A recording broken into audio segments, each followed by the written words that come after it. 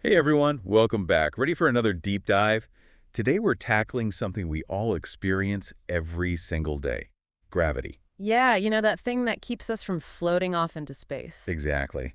And our source material today is a bit unconventional. It's not a book, it's a website called 7.1 Gravity Force. Basic JavaScript HTML5 applet simulation model. Quite a mouthful, right? Haha, yeah. But don't let the name scare you away. This site is packed with interactive ways to learn about Newton's law of gravitation. It's got simulations and stuff, right? Yeah, that's right. And our goal today is to really dig into that law, go beyond just the formula and understand the WHY and the HLW of gravity's influence on the universe. Because it really is mind-blowing when you think about it, how one force can govern so much. Totally. So I guess the best place to start is with that classic story, the one about Newton and the apple. Yes, the apple. It's a story that everyone knows, but it's a great illustration of how a simple observation can lead to groundbreaking discoveries. Right. Did he really get bonked on the head, though, or is that just like a metaphor? Well, the historical accuracy is debatable, but the key takeaway is that Newton saw a connection, right? He linked the apple falling to the ground to the moon orbiting the Earth. Yeah, I can see how that would have been a huge leap back then. Like, people thought the heavens and the earth were governed by completely different rules. Exactly. But Newton showed that it was the same force at work. The same force that pulls that apple down is what keeps the moon in orbit around us. Wow. So, how did he explain this invisible force?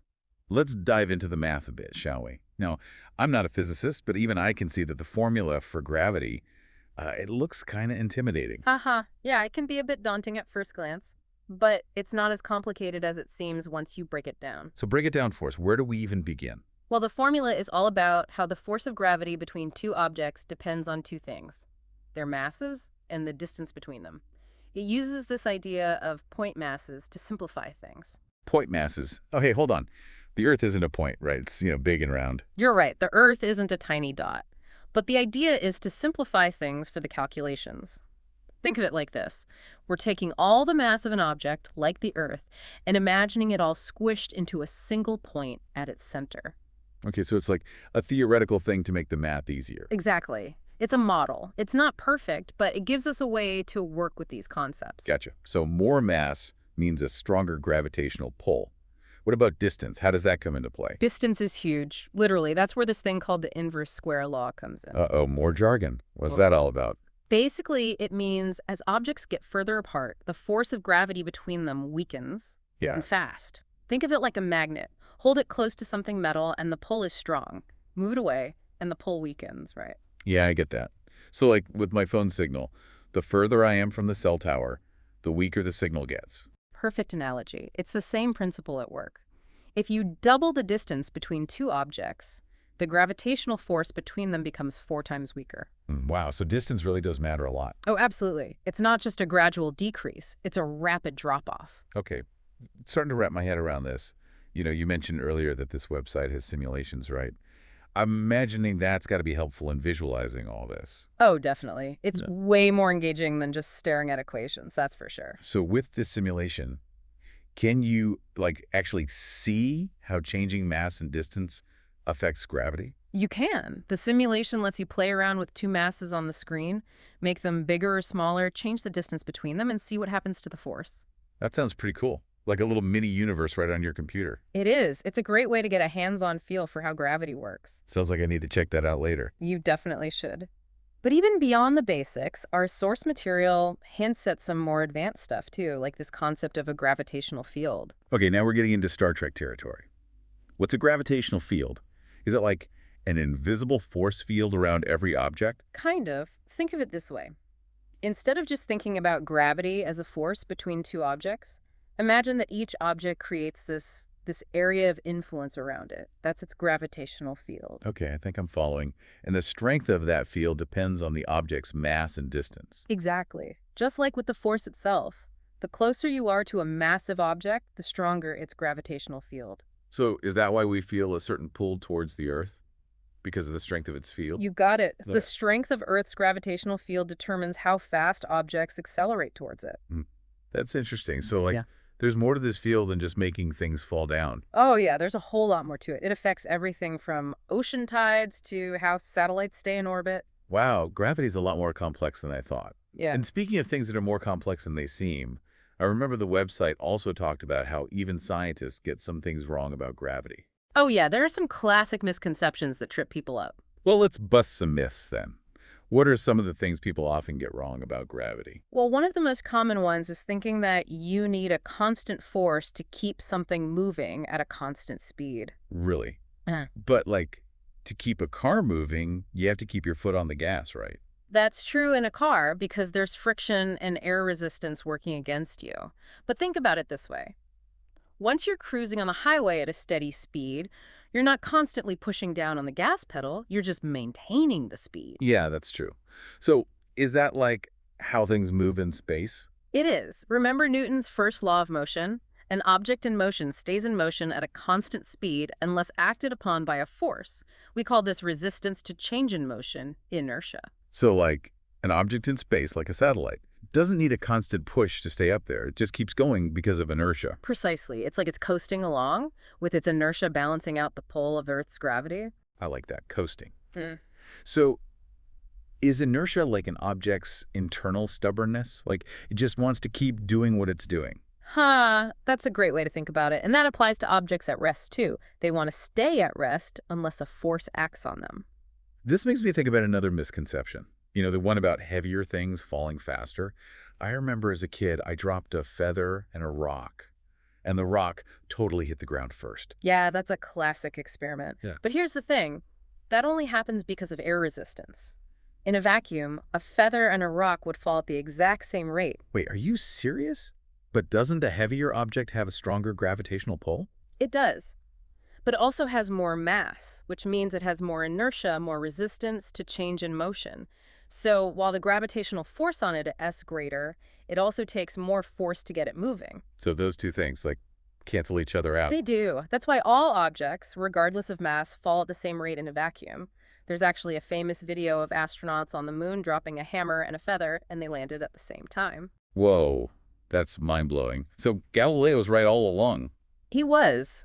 The mass of an object doesn't affect its acceleration due to gravity in a vacuum. Okay, this is making me rethink everything I thought I knew about gravity. There's one more thing I've always wondered about. We talk about the Earth pulling us down, but do we also pull back on the Earth? Excellent question, and the answer is yes. Newton's third law. For every action, there's an equal and opposite reaction. So if the Earth pulls on you, you pull back on it with the same force. Whoa. So it's like a tiny me having a tug-of-war with this giant Earth. I'm guessing I'm not going to win that one. Haha, probably not. The reason we don't notice the Earth moving towards us is because of the huge difference in mass. It's just so much bigger that the effect of our pull on it is tiny, practically unmeasurable. Wow. So we really are all connected through these forces, even if we can't see it. We are. It's amazing to think about how interconnected everything in the universe really is. This has been quite the deep dive already. We've gone from Newton and his apple to orbiting satellites, invisible tug-of-wars, and even busted some myths along the way. And this is all just from a website about a JavaScript simulation. It is. It just goes to show that you can find fascinating insights in the most unexpected places. Totally. There's so much out there to explore and learn. So for our listeners out there, if you're feeling inspired to dig deeper, I highly recommend checking out that simulation we've been talking about. It's a great way to play around with these concepts and really get a feel for how gravity works. It's a lot of fun, and you might be surprised by what you discover. Well said. We've covered a lot of ground today, but this is just the beginning of our exploration of gravity.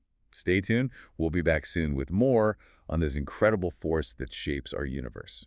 And speaking of going beyond Earth, our source mentions this pretty cool thing called escape velocity. Escape velocity, is that like how fast something needs to go to escape Earth's gravity and get into space? Yeah, exactly. So imagine you throw a ball straight up, it comes back down, right? Because Earth's gravity is pulling it back. Of course. But if you could throw it with enough speed, like a crazy amount of initial speed, it could actually overcome Earth's pull and just keep going forever. Wow.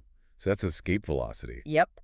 That's the speed it takes to break free from Earth's gravitational grasp. So for Earth, what is that speed, like 1,000,000 miles an hour? Haha. Not quite, but it's still incredibly fast, about 11.2 kilometers per second. Wow, okay. Yeah, no wonder we need those giant rockets to get into space. Right.